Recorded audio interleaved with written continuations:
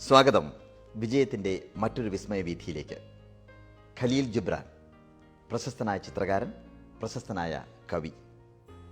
അദ്ദേഹത്തിൻ്റെ വാക്കുകളും വരികളും മഹത്തരമാണ്.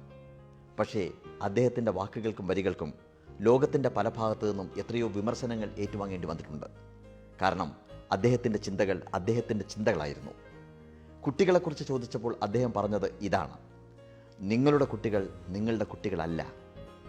ആ കുട്ടികൾ ഉണ്ടാവാൻ നിങ്ങളുടെ ദാമ്പത്യം കാരണമായി എന്ന് മാത്രമേ ഉള്ളൂ. നേരെമറിച്ച് ആ കുട്ടികൾ ഈ സമൂഹത്തിൻ്റെ കൂടെ കുട്ടികളാണ്. നിങ്ങൾക്ക് നിങ്ങളുടെ കുട്ടികളെ സ്നേഹിക്കാം, പക്ഷേ ചിന്തകൾ നൽകരുത്. കാരണം നിങ്ങളുടെ കുട്ടിക്ക് അവരവരുടേതായിട്ടുള്ള ചിന്തകൾ കാണും എന്നുള്ള കാര്യം. ഓർഫാലീസ് പട്ടണത്തിൽ നിന്ന് അദ്ദേഹം പോവുകയാണ്.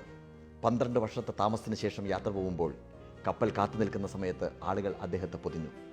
ഓരോരുത്തരും ഓരോ ചോദ്യങ്ങൾ ചോദിച്ചു. അൽമിത്ര അദ്ദേഹത്തോട് ചോദിക്കുന്നു, എന്താണ് ദാമ്പത്യം, എന്താണ് പ്രണയം, എന്താണ് സൗഹൃദം? ഇങ്ങനെ പല ചോദ്യങ്ങളാണ് അദ്ദേഹം ചോദിക്കുന്നത്. അദ്ദേഹം പറയുന്ന ഉത്തരം ഇതാണ്: നിങ്ങളുടെ ഒരുമിക്കലിൽ അകലങ്ങൾ ഉണ്ടായിരിക്കട്ടെ. നിങ്ങളുടെ പരസ്പര സ്നേഹത്തിനിടയിൽ ബന്ധനങ്ങൾ തീർക്കാതിരിക്കട്ടെ. നിങ്ങൾ അന്യോന്യം പാനപാത്രങ്ങൾ നിറയ്ക്കുക, നേരെമറിച്ച് ഒരേ പാനപാത്രത്തിൽ നിന്ന് കഴിക്കാതിരിക്കുക. നിങ്ങളുടെ ഭോജ്യം പങ്കുവയ്ക്കുക, നേരെമറിച്ച് ഒരു പങ്കിൽ നിന്ന് കഴിക്കാതിരിക്കുക. ഇത് കേൾക്കുന്ന സമയത്ത് നമുക്ക് അത്ഭുതം തോന്നും. എന്താണ് ഇങ്ങനെ പറയുന്നത് എന്നുള്ള അത്ഭുതം. പക്ഷേ ജിബ്രാൻ്റെ വാക്കുകൾ ഒന്നുകൂടി എടുത്തു കഴിഞ്ഞാൽ നമുക്ക് മനസ്സിലാക്കാൻ സാധിക്കും. ഈ ഭൂമിയിൽ ഓരോരുത്തർക്കും ഓരോരുത്തരുടേതായിട്ടുള്ള പ്രദേശങ്ങളുണ്ട്, സ്വാതന്ത്ര്യമുണ്ട്, അവകാശമുണ്ട്. മറ്റുള്ളവരുടെ അവകാശത്തിൽ നമ്മൾ പങ്കുചേരുമ്പോഴാണ് പ്രശ്നങ്ങൾ ഉണ്ടായിത്തീരുന്നത്. അത് ഭാര്യയായി കഴിഞ്ഞാലും സഹോദരിയായി കഴിഞ്ഞാലും സുഹൃത്തായി കഴിഞ്ഞാലും ഓരോരുത്തർക്കും ഓരോരുത്തരുടേതായിട്ടുള്ള വ്യക്തിത്വം ഉണ്ട് എന്നുള്ള ബോധ്യം നമുക്ക് വേണം. അതിനകത്ത് നമ്മൾ കൈവയ്ക്കുമ്പോൾ അവിടെ പ്രശ്നങ്ങൾ ആരംഭിക്കുകയാണ്. ഞാൻ പറഞ്ഞു വരുന്നത് ഒരു മാജിക്കിലേക്കാണ്. ഇത് ഒരു സിൽക്ക്, ഇത് 2 പേരല്ല, ഇത് ഒന്നാണ് എന്നുള്ള ബോധ്യം നമുക്ക് വേണം. അതേസമയം 2 നിറങ്ങൾ ഇതിനകത്തുണ്ട്, ചുവപ്പും വെള്ളയും. ഞാൻ ചെയ്യുന്നത് ഇത് രണ്ടും ചേർത്ത് ഒന്നിനകത്തേക്ക് ഇടുന്നു.